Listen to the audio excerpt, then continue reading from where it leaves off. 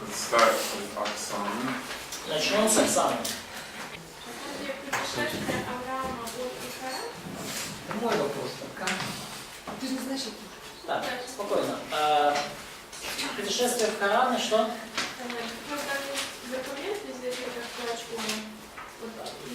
Сейчас, подожди. Есть еще ли какие-то артефакты, кроме этого документа, что Урус именно был разрушен? So do we have some other artifacts which prove that Haran was destroyed by Elamites? You mean Ur? Ur was destroyed by the Elamites. Yeah, Ur was destroyed by Elamites. So excavations of the whole city show that it was destroyed at that time. Ну, раскопки всего города показывают, что он был уничтожен в это время. And then I showed a photograph of the text of the tablet. И я показывал фотографию текста с глиняной таблички. Let me bring that up.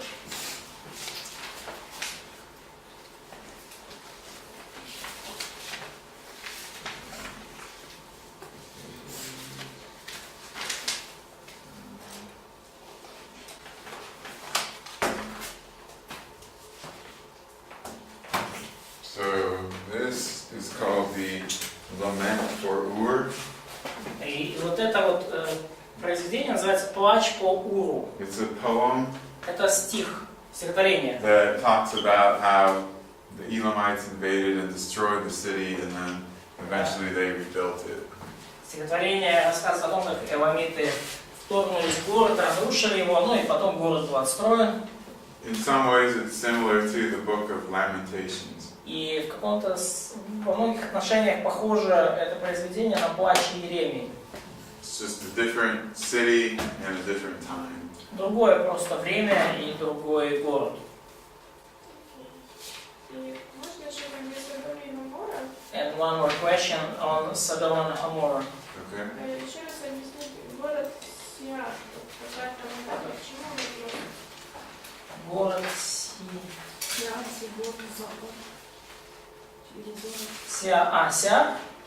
Сиар Бева.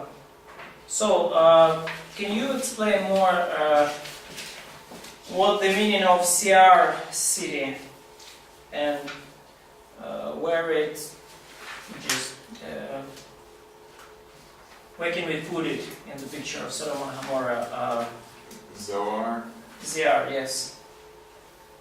In the Sodom and Gomorrah narrative. Alright, so there were 5 cities in this area. В этой территории было 5 городов. And in Genesis 14, И в Бытие 14 главе it names all the cities. все эти города названы. And those 5 are in an alliance against a bunch of other cities in a war. И вот эти 5 городов, они были во время войны союзниками друг с другом против внешних, So we have захватчиков. Sodom, Gomorrah, То есть это у нас Содом, Гоморра, Adma, Zeboim, и Bela. Адма, what's the verse? 14:8. Адма, да, Сигор и Бела. Да. And Bela, which is Zohar. И Сиар и Бела. So it had a name change later. Ну, может быть, имена позже изменились. У нас просто в конспекте идет Севаим и Белла дробь Сигор. Сейчас, подождите. You have У Zohar. нас, смотрите, Там где вот я смотрю в библейском словаре Брагауза, Бела — это первоначальное название Сигора, города, лежавшего в долине Сидим. Ну, тогда 5 городов какие? Тогда, сейчас, подождите, сейчас.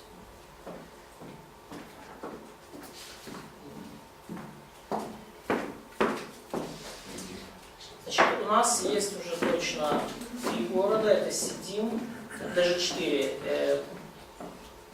Ага, вот. 5 городов: Содом, Гоморра, Адма, Севаим и Сигор. Вот. Сигор по-другому называется Бела. Можете поправить у себя в конспектах. Не Сиара, Не Сиара, а Сигор, да. Okay, yeah, I see, because you're looking at the synodal translation, aren't you? Yeah, so it's Okay, so in the synodal translation, Many places I just transliterated because they. well, no, they're looking at the verse right Yeah. now. It's fine. So here, Segor is Zoar. Ну вот, Сигор это вот Сиар, да, и это одно и то же. Okay. Let's see, 14. То есть это вот было объединение из 5 городов. So it's a little bit different than the Hebrew, but it's similar. Ну, So, немножко отличается от еврейского, но тем не менее похоже. that's the Hebrew. So Вот еврейское имя для этого. really, that's a better translation. Or sorry, actually. Yeah, this. Ну и лучше, конечно, переводить как Цоар, но Okay.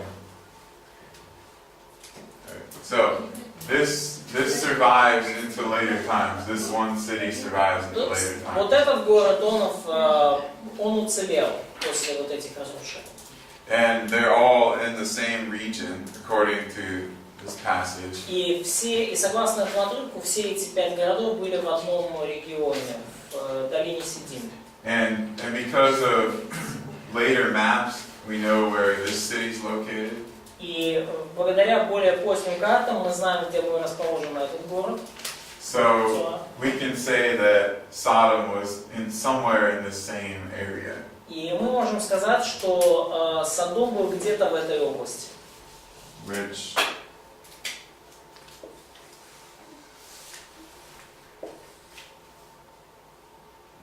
it's like here, Zoar, somewhere around here. Ну вот это Мертвое море, вот и здесь где-то вот на юго-востоке был Зоар. The other two, the site that I mentioned yesterday is about right here. Ну, одна из раскопок, которые вот я вчера упоминал, она здесь расположена. Babadra. Это Баб Эдх-Дарам. The other one, Tal El Hammam. This one's way up here. А другая, вот Тель-Эль-Хаммам, она расположена вот на другой стороне Мертвого моря. So this, according to lots of passages in the Bible, this area seems to be where И those 5 cities are located. согласно многим отрывкам Библии, вот на этой территории как раз таки были расположены эти 5 городов в этой области.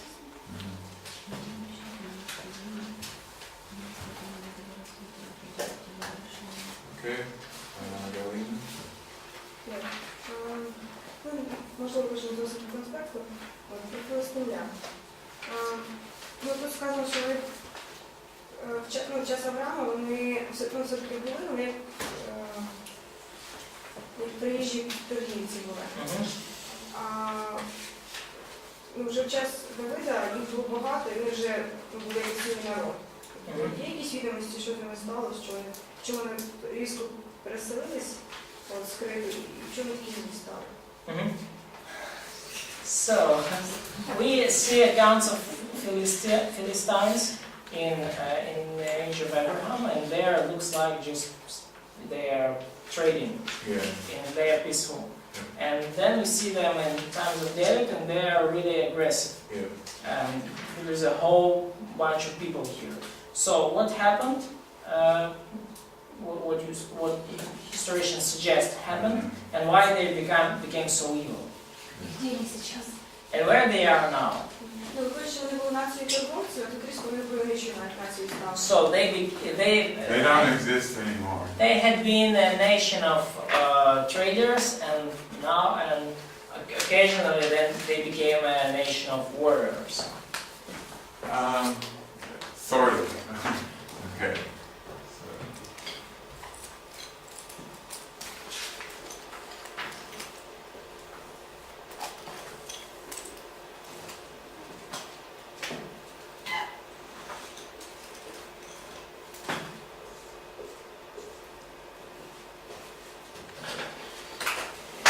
So here's Crete, Вот остров Крит. and the Minoan civilization was based around this area. И вот в этой области, вокруг этого острова, находилась минойская цивилизация. Это был ее центр. There are lots of different islands here. И здесь, вокруг Крита много других островов мелких. So they built their cities on the islands, and they used ships to do a lot of trading and exploration. Они строили города на этих островах, и они использовали корабли, чтобы исследовать другие области и торговать. And around the time of Abraham, they had gone over here, and they had established cities, or at least trading areas in cities. И где-то во времена Авраама они на кораблях приплыли в Ханаан и основали там, если не города, то какие-то торговые такие поселения в городах. There are at least 4 that we know of. И есть как минимум 4 таких центра, их, которые мы знаем. Now, at this time, there's no nation in this area. И в это время на этих территориях еще нет никакой нации. They were just separate city-states. Просто отдельные города. And the Minoans aren't really trying to rule this country. И вот минойцы, они еще не пытаются даже как-то править этой территорией. And Abraham, he's just a guy, he's not a king, he doesn't have a nation. А Авраам это просто такой, товарищ сам по себе, он не царь, у него нету какой-то нации своей. So there's no reason for a war at that time. То есть на этот момент еще нет никаких причин воевать. But in about 1200 BC, Но где-то в 1200 году до нашей эры there's a mass migration of these people. First they go down to Egypt. Произошла массовая миграция этих людей. И, во-первых, сначала они плыли в Египет. They invade Egypt, but they're beaten and they leave. Они завоевали Египет, но потом им дали сдачи, и они покинули Египет. And they go here to what becomes Philistia. И они перешли в эту область, которая называлась Филистия. And they form a little nation here. И они тут сформировали такую небольшую нацию. And then Saul and David, they're kings of this new nation of Israel. И вот Саул и Давид, они цари вот этой новой нации Израиля. So they have wars over the border areas. И вот на этих пограничных территориях у них постоянно происходят войны. So that's why things are so much different later on. Вот почему со временем все так изменилось. And the Philistines no longer exist. И филистимляне больше не существуют. They were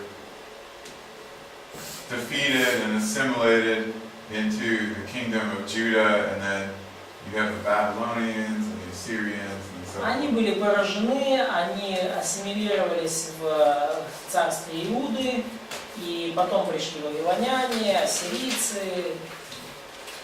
Between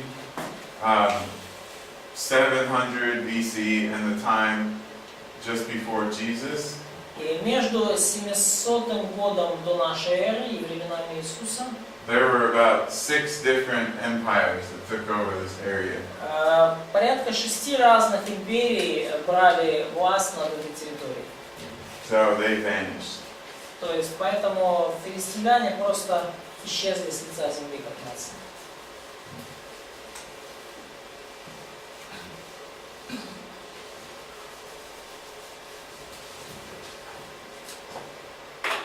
Okay.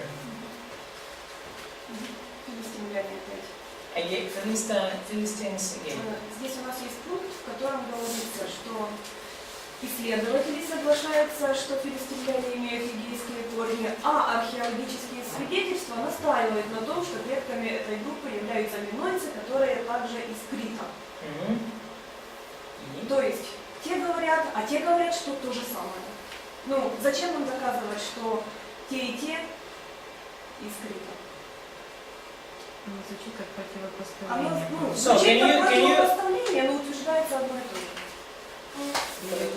Can you explain more this third passage in Philistines, where it's written that some scholars agree that Philistines has roots from Yeah, Aegean, the Aegean. and archaeological evidence show up that their ancestors were Minoans, people from Minoan civilization. So, is there any contradiction here? No.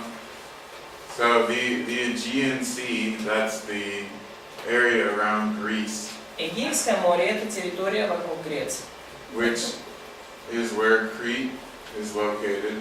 И на этой территории находится также и остров Крит. So the Minoan civilization, that's just a name given to a particular civilization in that area from early times. И Минойская цивилизация – это название для конкретной одной цивилизации на этой территории, одной из, которая сформировалась в эти времена. Okay. Просто я не понимаю, зачем нам доказывать, что минойцы это филистимляне, когда и те из Крита. Ну вот дальше как бы, вот на фесском диске как бы изображение филистимлянина, ну дальше все идет, что мы должны убедиться в том, что филистимляне от минойцев. Зачем?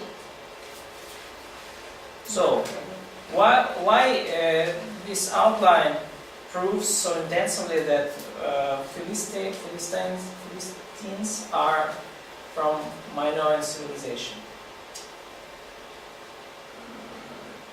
Because we have artwork showing what they looked like. They look the same. Потому что у нас есть определенные произведения искусства, которые показывают, что они выглядели очень похожим образом. We have a few passages in the Bible telling us that the Philistines originated in Crete. И у нас есть несколько отрывков из Библии, которые говорят, что филистимляне произошли из Крита. We have documents from outside the Bible that tell us the same thing, basically. И у нас есть документы, которые помимо Библии, которые нам говорят то же самое. В смысле, зачем нам А доказывать? кто это опровергает? Вот, наверное, ради чего это доказывать? So, why there is a need to prove it, and who tries to attack this position? So they're saying that there shouldn't be Philistines in the time of Abraham. То есть люди говорят, что во время Авраама филистимлян не было. То есть, so they say that they were Minoans or what? Well, they might not think about that. Они об этом даже не думают. But there's Philistines is the term that the Israelites use for these people. Но филистимляне это термин, который израильтяне используют для этих людей. Okay. So we wouldn't call those people normally, in historical terms, we would normally call them Philistines in the time of Abraham. То есть we normally call or not. We wouldn't. We would call them Minoans. То or есть something вообще else. говоря, то есть обычно мы не называя, в норме мы бы не называли людей, которые жили там во времена Авраама, филистимлянами. Правильнее было бы их назвать минойцами. There were different tribes or groups of these people, the Philistines. That was one name, one group. Были разные племена и группы этих людей, и филистимляне были одной из групп. So they are called the Minoans when they lived in their own civilization. Когда они жили в своей собственной цивилизации, там на Крите, они назывались минойцы. And when they go other places, they're often called the sea peoples. The sea? Yeah, like sea, like ocean. Да, то есть когда они приходили в другие места, то их называли морские люди, But люди моря. the Philistines is one tribe or group of these sea peoples. Но филистимляне это одно из племен или одна из групп вот этих морских людей. So instead of trying to figure out why there would be Philistines in Canaan in the time of Abraham, they just say they weren't there. Ну и критики говорят, что вот вместо того, чтобы пытаться понять, как же могли быть там филистимляне в Ханаане во время Авраама, они говорят, нет, их там просто не могло быть. Вот, в этом причина, что надо это все доказывать. Now it's possible that Moses used a later term for these people when he's writing. И вполне возможно, что Моисей использовал более поздний термин, говоря об этих людях. Maybe Abraham would have called them something else. Может быть, Авраам их называл бы как-то иначе. We actually don't know. Мы не знаем. We don't have the name that these people called themselves when they were in Canaan at the time of Abraham. И у нас нам не указано имя, которым эти люди сами себя называли во времена Авраама. There were some different tribes of these Minoan type people. Были различные племена вот этих минойских людей. Some of them might have called themselves Philistines. И кто-то из них мог называть себя также и филистимлянами. Let's see. One group, for example, they call themselves the Lycians. Одна из групп называла себя ликияне. So, Lycians. Yeah, Lycian, that's good, Lycian, something У like нас that. упоминается об одном ликийце. А? У нас упоминается об одном ликийце. Ликийцы, да.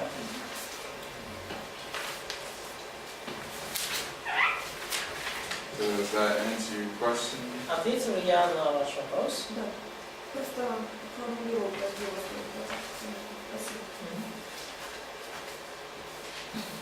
Вы можете показать на фотографии или хотя бы приблизительно Это вопрос, объяснить? да? Да. Что такое балка, срез и наполнение? Просто даже невозможно представить приблизительно. В каком разделе? Это первый раздел. By the way, we use this term Minoan. We use the term Да, Minoan и now, мы используем сейчас термин минойцы или минойский, but that's not even what they called themselves. но это даже не то, как они сами себя называли. So, names for ancient groups of people are often not equivalent to what they actually called themselves. То есть названия для древних групп людей очень часто не такие, как они сами себя называли. I think the Bible uses something like Caphtorites at least once. Caphtor is a place, it's Crete.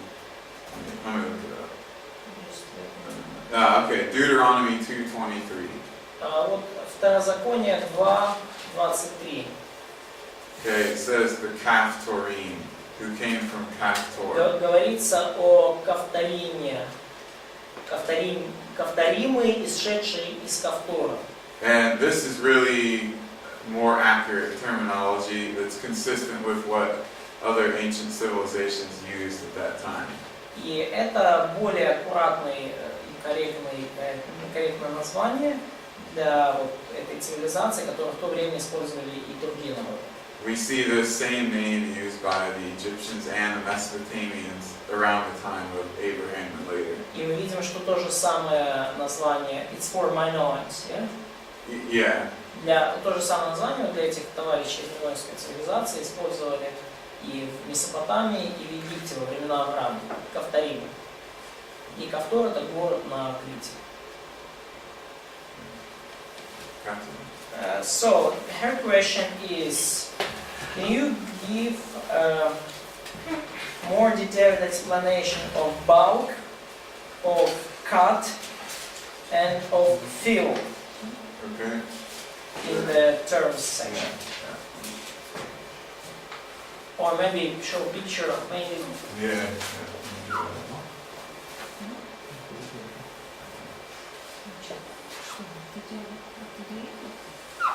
Ничего.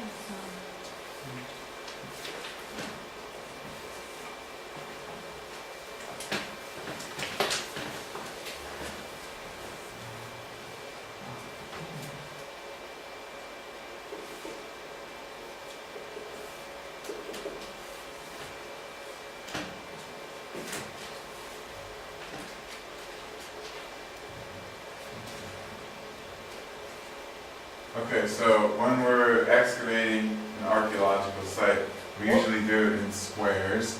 Когда проводится раскопка, вот археологические раскопки, когда они их раскапывают, то они вот делают это такими квадратами.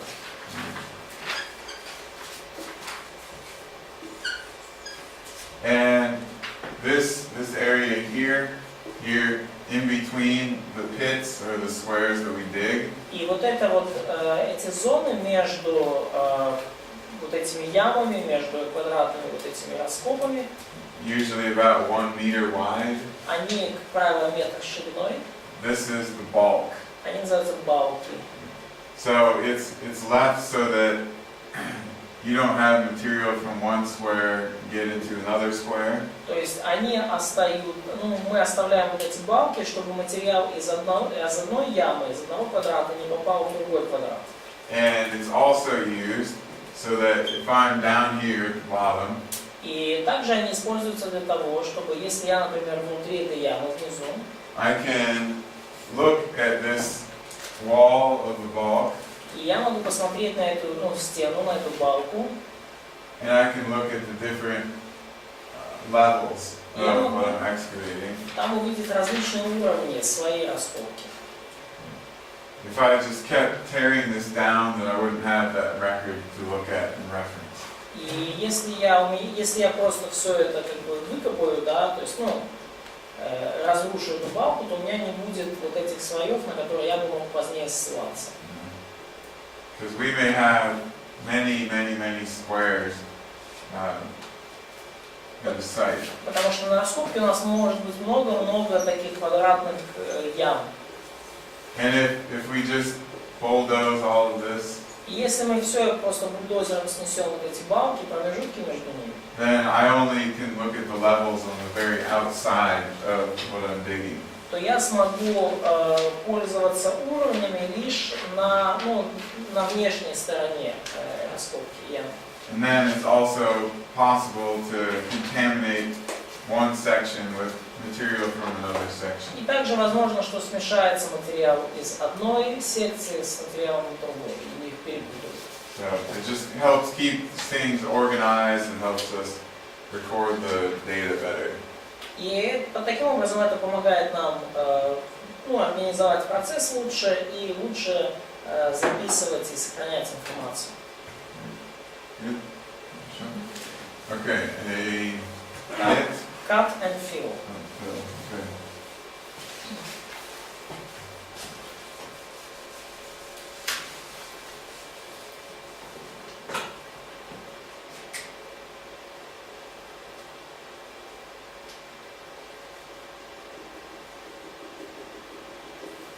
Okay, pretend this is grass on the ground.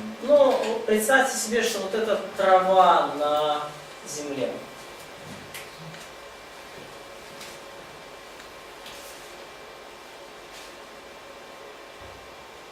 And then somewhere under it we have the foundations of a building. И вот где-то под землей у нас есть фундамент здания.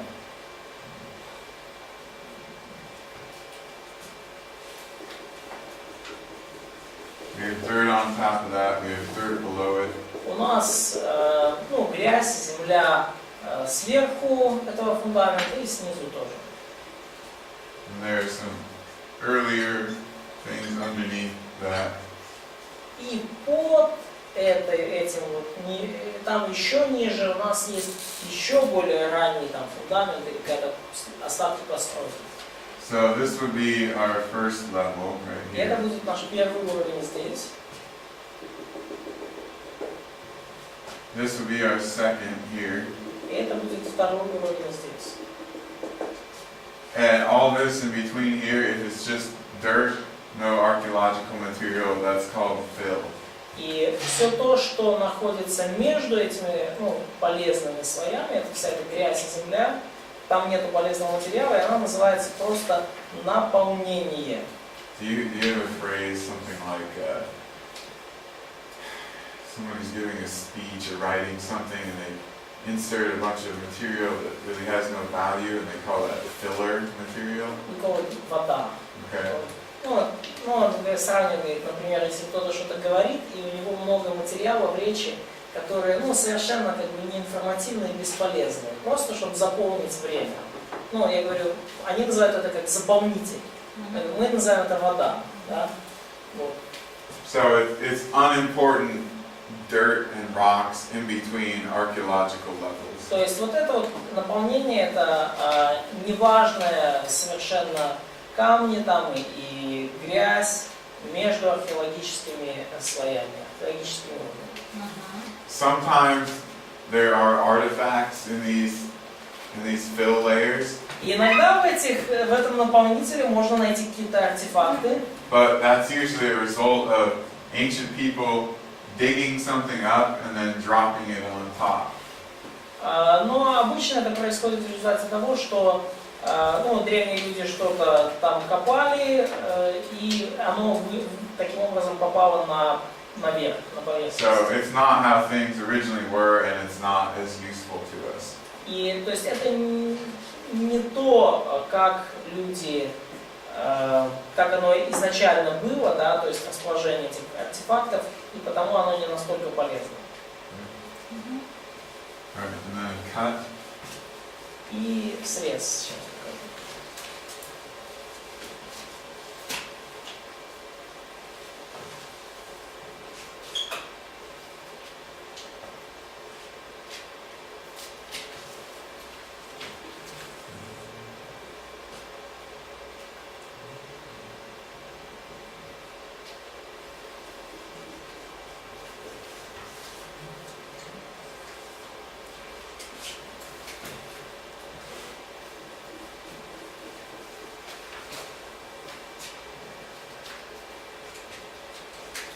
Okay, cut is pretty simple.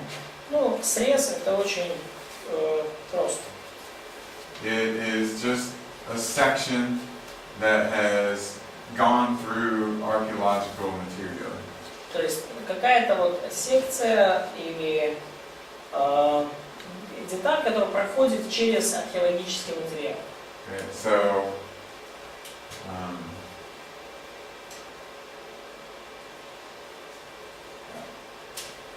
so we would not base our conclusions about a site on what we find in a cut. И таким образом мы не основываем наши заключения о раскопке и о раскопке на том материале, который мы нашли вот в этом срезе. Because it was tampered with. Tampered. Да, потому что он был как бы смешан.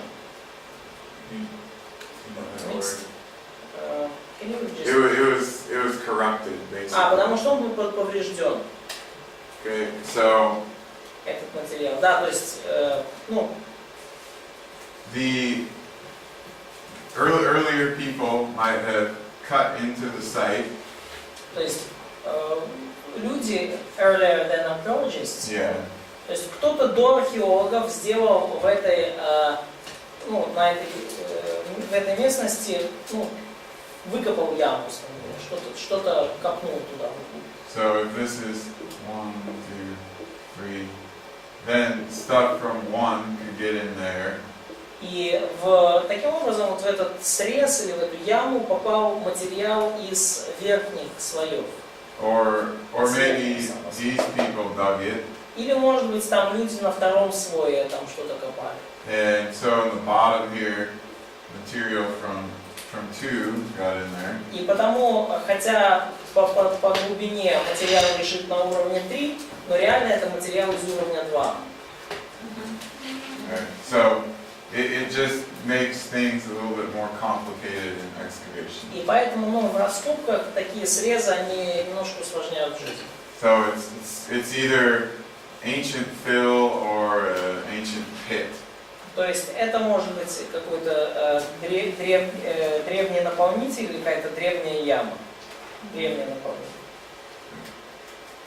Спасибо. Хоть чуть-чуть понятнее. Хоть чуть-чуть понятнее. Yeah. Now it's much clearer. Good. Okay. So again.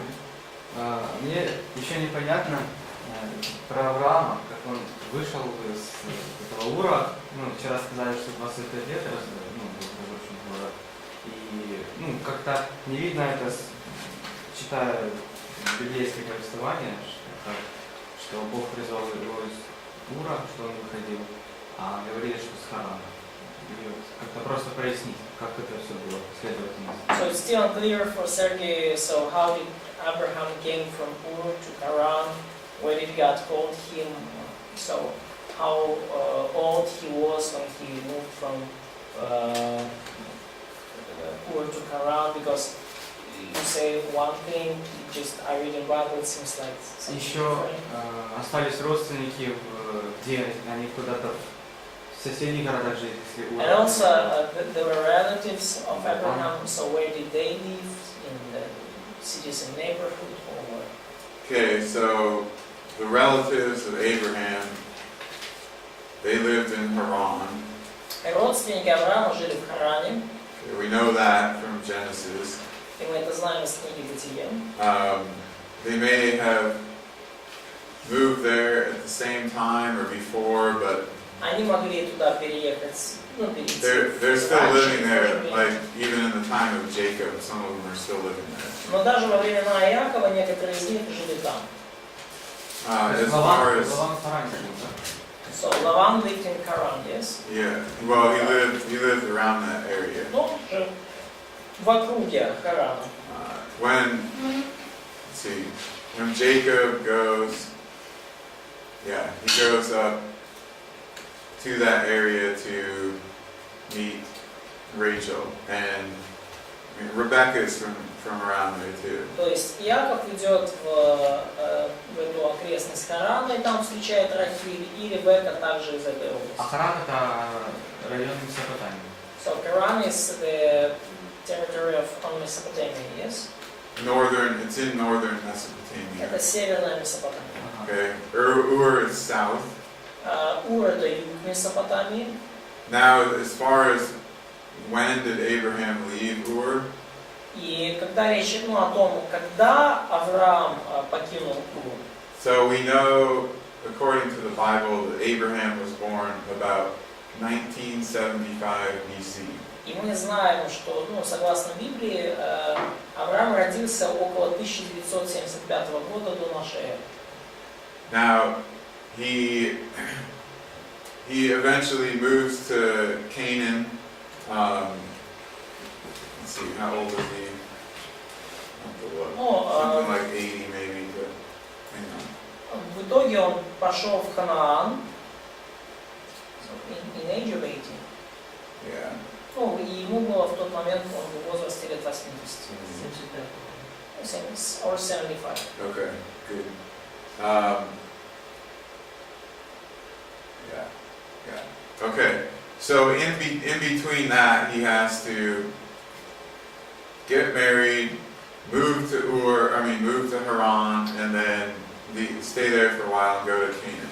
То есть вот где-то вот в этом промежутке, да, то есть он женился, он перешел в Харан, он там находился какое-то время, и в итоге отправился в Ханаан. Now, because we know that Ur was attacked by the Elamites, И поскольку мы знаем, что Ур был атакован эламитами, we can suggest that Abraham or Terah leaving Ur might have coincided with this event. то мы можем предположить, что Авраам и Фара покинули Ур из-за этого, по этой причине. There was some reason why it says Terah took his family and moved to Haran. То есть была какая-то, наверное, причина, что вот указано, что Фара взяла Фара Авраама, сына своего, и Лота, и Сару, и вышел с ними из Ура Халдейского, и попал в Харан. So it's a hypothesis, but Это it's the best idea, really the only idea that we have for why why Terah would leave like that. Но эта гипотеза, но это лучшая и, вообще говоря, единственная гипотеза, которая у нас есть по вопросу, почему Фара вышел из Ура. In the ancient world, men got married usually between the ages of 14 and 30. Between 14 and 13. Yeah. Да, в древнем мире мужчины женились в возрасте от 14 до 30 лет. Okay, so Обычно. he's married when they leave Ur. То есть он уже, и Авраам женат, когда он покинул Ур. So we can assume that he is older than 14. То есть мы можем предположить, что он уже старше 14 на этот момент. Well, Sarah is 10 years younger than Abraham. Но Сара, она на 10 лет младше Авраама. And the youngest that women usually got married was 12, but it was usually a little bit older than that. Но самый младший возраст, когда девушек отдавали замуж, это было 12 лет. Но обычно все-таки чуть позже отдавали. Okay, so Sarah being 15, Abraham being 25 is a pretty good estimate. Ну и если мы предположим, что Аврааму 25, а Саре 15, то очень такое здравое предположение. And this coincides with the time that the Elamites attacked the city. И это совпадает с тем временем, когда Эламиты атаковали город. Or at least that they were threatening to attack the city. Ну или, по крайней мере, угрожали напасть на город. So it's happening about that time, approximately. It's a good reason for Terah to take his family and move. То есть это случилось примерно вот как раз в это время. Это хорошая причина для Фары собрать вещи и покинуть город. А как известно, что они нападали? So, when do we know from that they attacked? What? When do we know from? So, how do we know that they attacked the city? Because it's talked about in the lament for Ur that I told you and in some other ancient records. Потому что об этом сказано в плаче по Уру, который я вам только что показывал, And the и city was во многих destroyed. других древних записях. И город был уничтожен. Ну, два момента по этому поводу. Первое, что Фара намеревался идти в Ханаан, все-таки там написано, это 11:31. So it's written in Genesis 11:31 that Terah planned to move to Canaan, not to Haran. Чтобы идти в землю ханаанскую, да. Но дошедший до Ханаана, там они остановились. So it's written. It's written that Terah went out with them, and they went out with them from Ur of the Chaldeans to go to the land of Canaan, and they came to Haran and dwelt there. So they originally planned to move to Canaan. И даже если, получается, если они установились в Харане, то есть Авраам с Сарой жили 50 лет в Харане. So even when they stayed in Haran, so it seems like Abraham and Sarah lived 50 years in Haran. Probably, yeah. Возможно, Потому да. что 12:4 говорит, что 70 лет ему было, когда Бог. Maybe it was a little bit less, but probably not a lot Да, less. вышли в Ханаан. So, Нет. Да. They lived there until Terah died. то есть они там жили, пока не умер Фара, и so Abraham was 75 when he moved from Haran. Yeah. Haran. So, yeah, I would say at least close to 50 years, it seems like. Ну да, то есть я бы сказал, порядка 50 лет они там жили. So it's a hypothesis, but based on all the evidence we have, it seems like he was about 25 or so when they moved. Ну, это гипотеза, но основываясь на всех данных и свидетельствах, которые имеем, действительно, когда он вышел из Ура, ему было 25 лет. Maybe he was 22, maybe he was 30, but I Ну, think it's около somewhere in there. 25. Ну, то есть, может быть, 22, может, 30, но навряд ли больше. Okay, now to your question with Acts. Так, теперь по поводу вашего вопроса с деянием.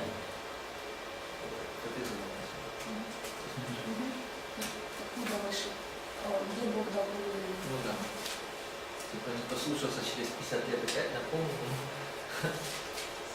Alright, so in Acts, it tells us that God actually talked to Abraham before he got to Haran. И в Деянии говорится, что Бог говорил с Авраамом прежде переселения его в Харан. The quotation that it gives doesn't say Canaan, but he's at least he's supposed to leave Mesopotamia. Ну и цитата, которую он вот приводит, что выйти из земли твоей, то есть не упоминает прямо Харан, но как минимум, скорее всего, он должен покинуть Месопотамию.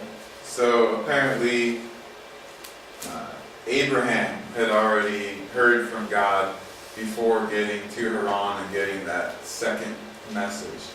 То есть очевидно, кажется, что Авраам уже получил вот это вот призвание от Бога еще до того, как он попал в Харан и получил там второе послание. As far as Terah having anything to do with this, we don't have any specific indication.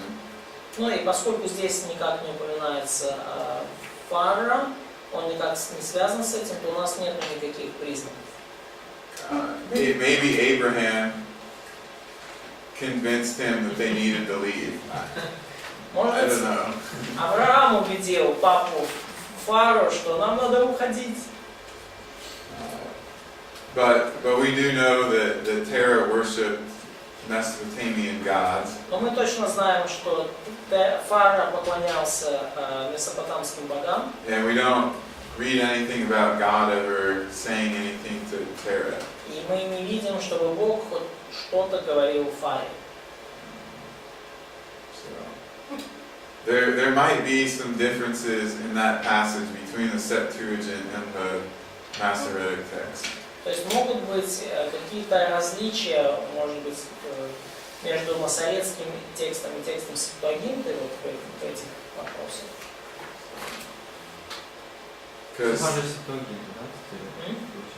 So Synod will use the Septuagint as basis. Right.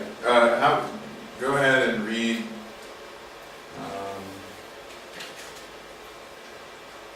Read Genesis 11, 31, and just 11:31. Ну, читайте Бытие 11:31.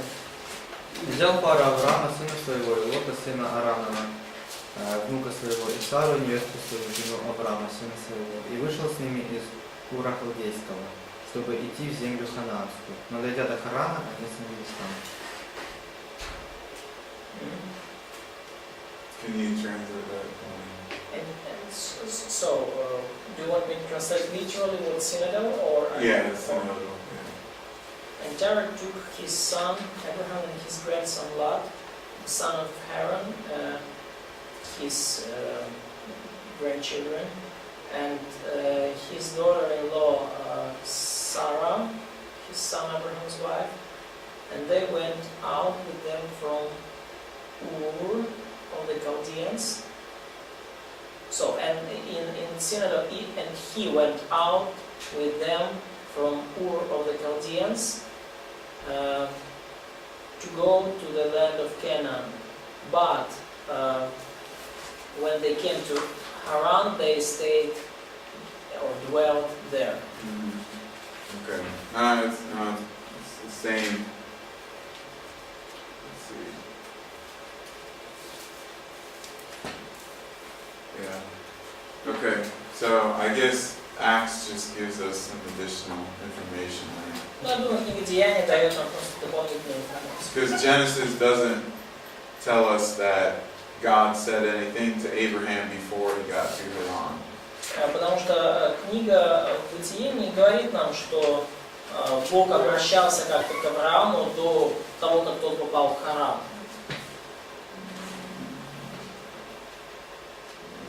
Почему Харан не уважается Месопотамией в Библии? So why Haran is not, you don't see it as Mesopotamia? Сгибается. You do.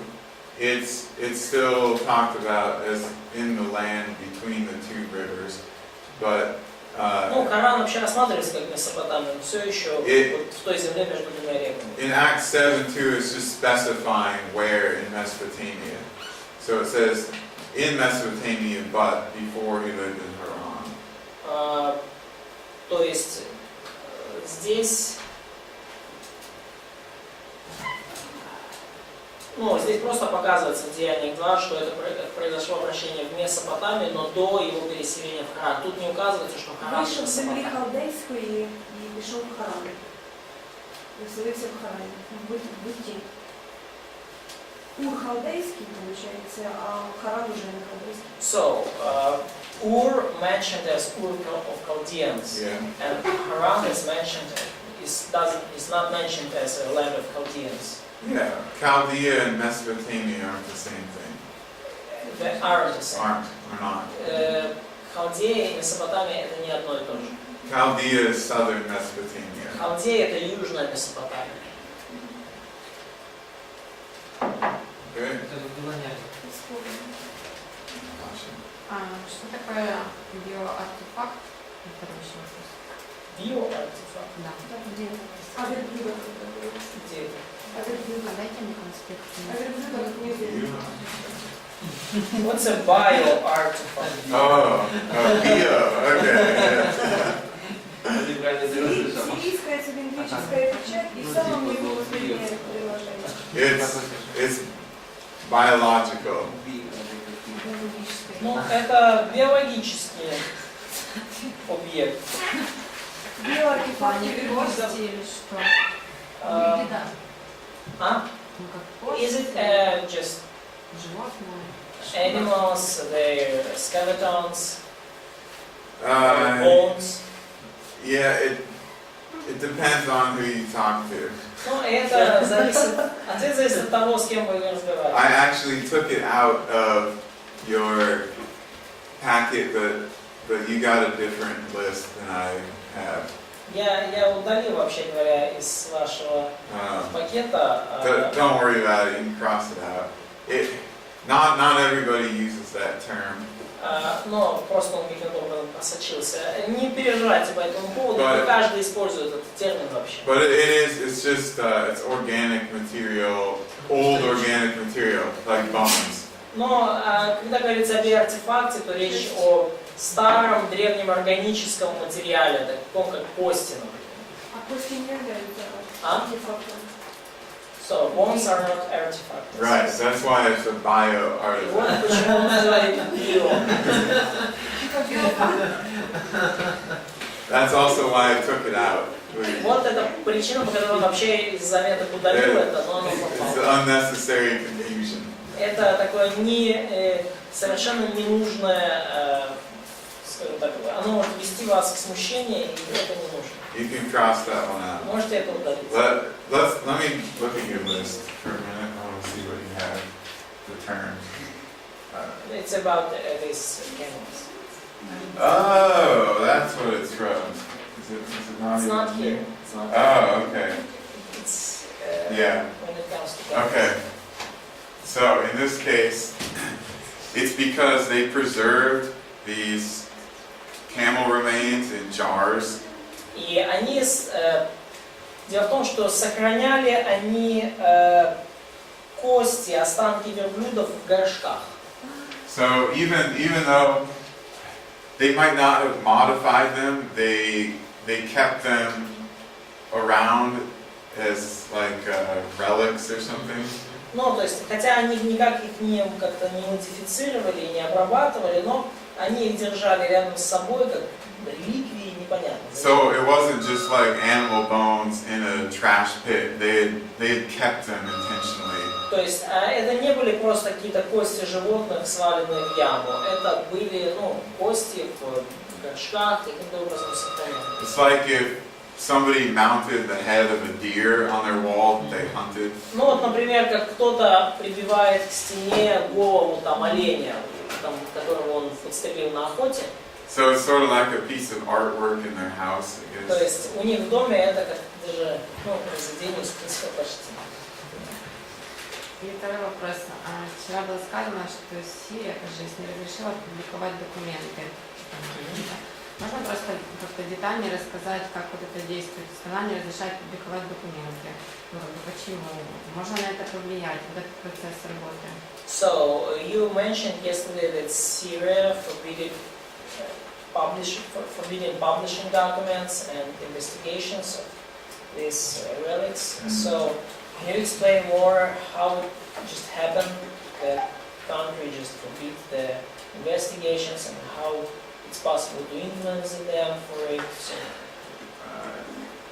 there was an Italian team that was excavating the site of Ebla. Была итальянская команда, которая делала раскопки в Эбле. But it's in Syria, so the government of Syria ultimately controls what they're able to do. Но это все происходило в Сирии, и правительство Сирии контролировало все, ну, что они могут там делать. And Syria technically owns those artifacts because they were found in Syria. И сирийское государство, ну, юридически оно владеет всеми найденными артефактами, поскольку они найдены на их территории. So they had some kind of conflict between the excavation team and the Syrians. И потому был конфликт определенный между сирийцами и командой археологов. Maybe it was over publishing rights, maybe it was they wanted money, maybe the Syrians didn't like what was being found in the tablets. Может быть, они хотели обладать правами на публикацию, может быть, они просто хотели денег каких-то за это, может быть, они не хотели, чтобы найденные вот эти результаты были опубликованы. Может, им не нравилось то, что могло быть найдено. So that work is stopped indefinitely. И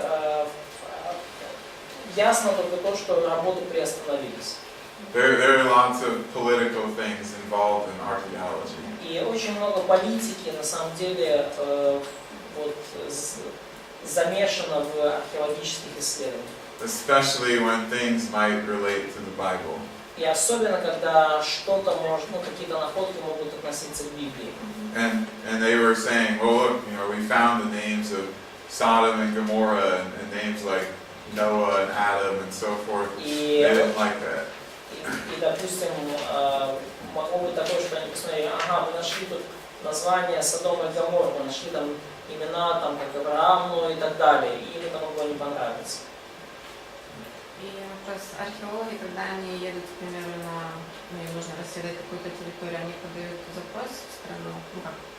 So, when archaeologists are going to some country for excavation, so should they be approved by government? Yes. Should they give some requests? Yes, you have to fill out a lot of paperwork to get an official permit. То есть вам нужно на самом деле заполнить кучу официальных документов, чтобы получить официальное разрешение. It's like a license that you apply for. То есть это как вы получаете там водительские права там или So every excavation that I've worked on, we have an excavation license or permit. It has its number and its code and how many years it's valid for. То есть каждая раскопка, на которой мы работаем, она имеет там лицензию, да, то есть право на проведение раскопки, у нее есть код и есть указан срок действия, сколько там можно делать раскопки. All right, let's take our break and we'll finish up in 10 minutes when we come back. Давайте сделаем перерыв и вернемся к вопросам